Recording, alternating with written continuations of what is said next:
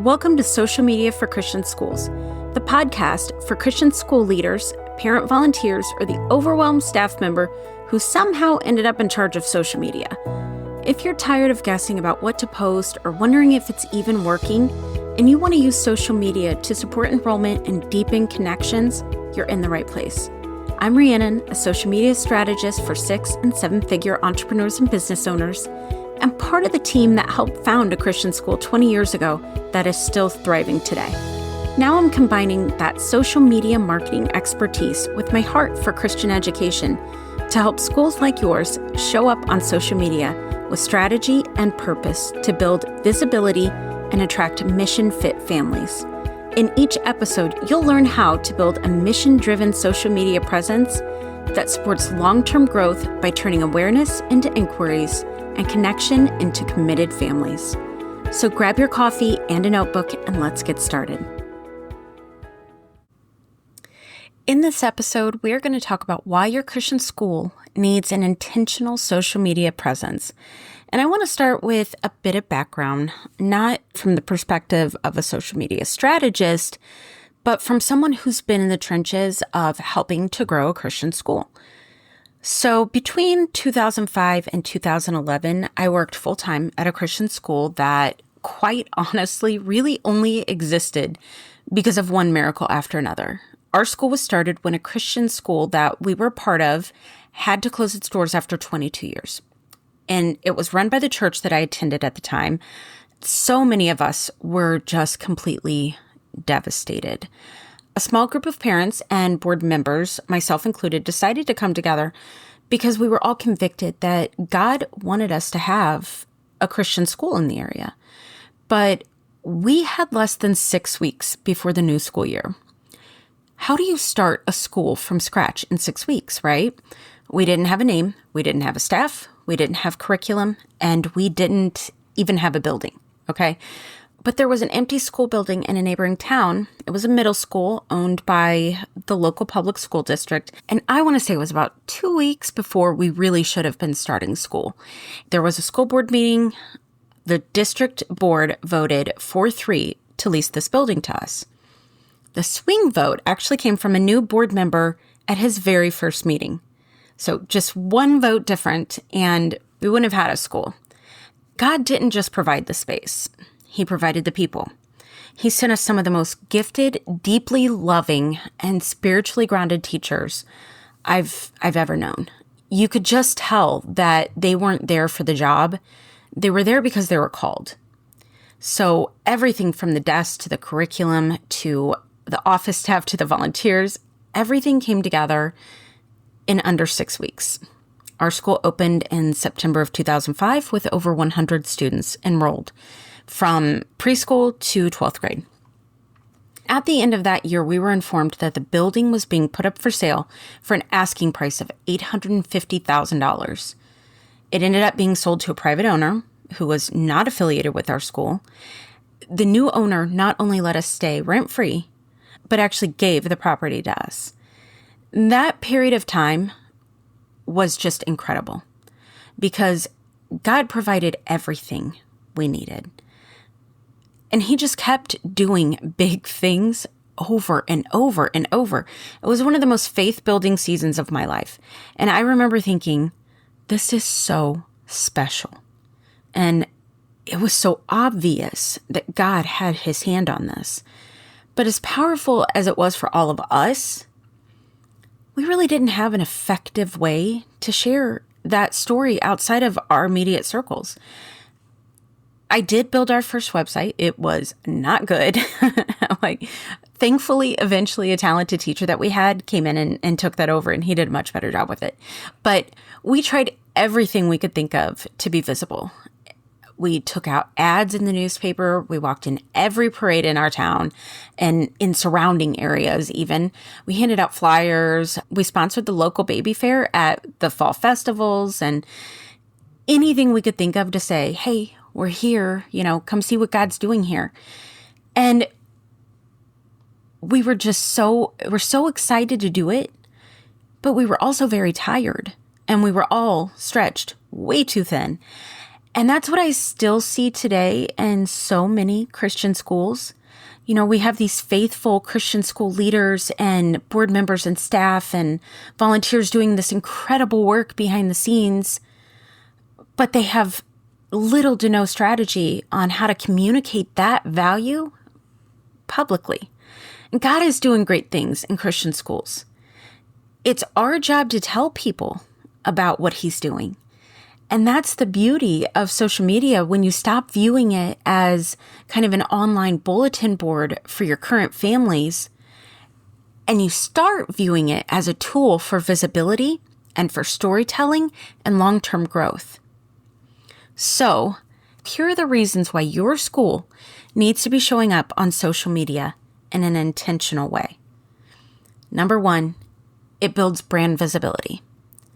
And like our school, your school is probably incredible. You have your own story, but people don't get to hear it if you're not telling it publicly and if you're not telling it often. Social media helps families discover you before they're even ready to inquire. It creates a name and brand recognition. It creates curiosity and a sense of familiarity and trust long before they schedule the school tour. A general rule in marketing is that people need 7 touch points with you before they buy in. I personally think that when it comes to social media marketing, and depending, of course, on what you offer, that could be even more touch points that they need. So it's probably unlikely that people will just see one post from your Christian school and decide to enroll immediately. Now, of course, we never know how God's going to move people, but that's not our job. Our job is to steward the story that He has given us well. And posting on social media with intention, providing those touch points and telling your story is one way that you can steward well. Number 2 is it creates emotional connection. Your website tells people what your school offers, but your social media should show them who you are. And that's what families are buying into. They're buying into your values, your culture, and the sense of belonging that they feel when they scroll through your posts. Okay? So my agency has taken over social media for our school. I do still have 2 children enrolled there, so I know kind of what's going on. But our administrator has just been fantastic about sending me stories of what is happening school-wide. And since we began to get intentional about what we are posting and telling our story, the engagement from our families has really increased. And when prospective families come to visit our Facebook page, they can now feel a little bit of that culture that makes our school so unique. That is powerful.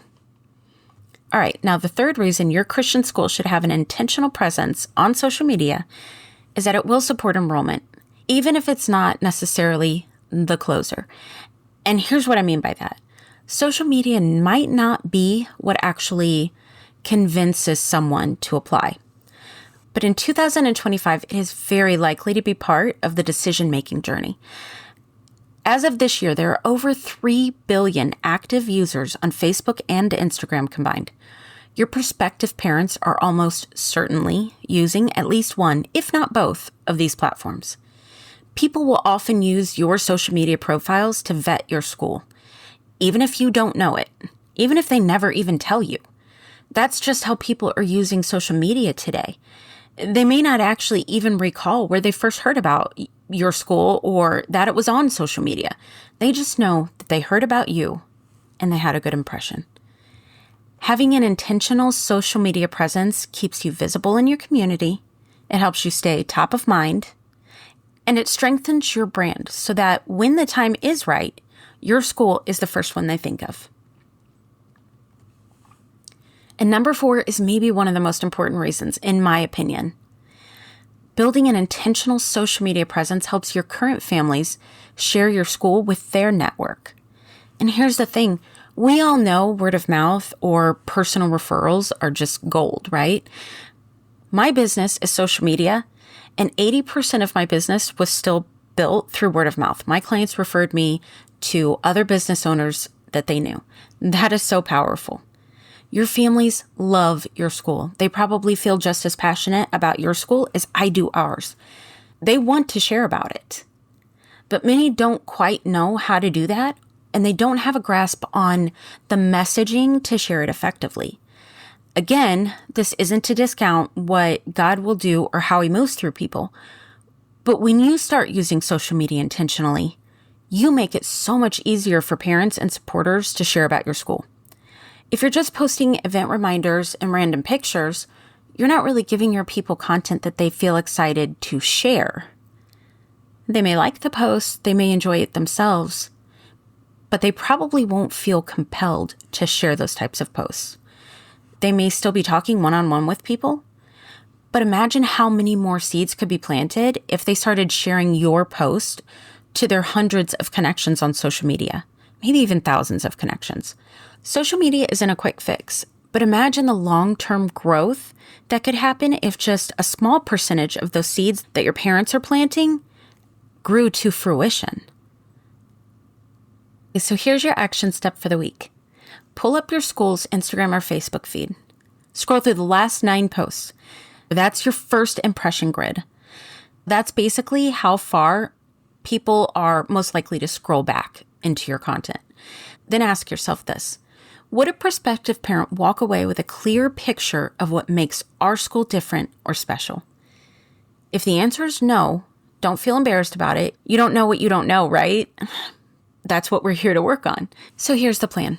We're going to create one post this week that tells a bit of your story and what makes your school special. You can keep it simple. Just pair it with a high-quality photo, one that really represents your school well.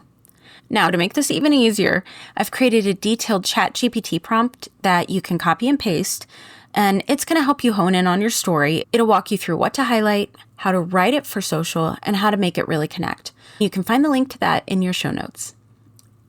In upcoming episodes, I'll be sharing how to clarify your message, developing a content strategy for your school, and creating posts that actually serve your enrollment goals. But this week, I just want you to remember, social media can be an incredible tool if you focus on showing up clearly, consistently, and mission first. And your mission is worth showing up for. I hope you enjoyed this episode.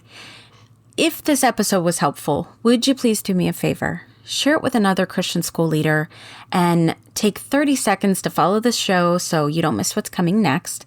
You can also head to our website to explore our Done For You support. Our website will also be linked in the show notes. And I just want to thank you for listening. I'm so honored that you're here.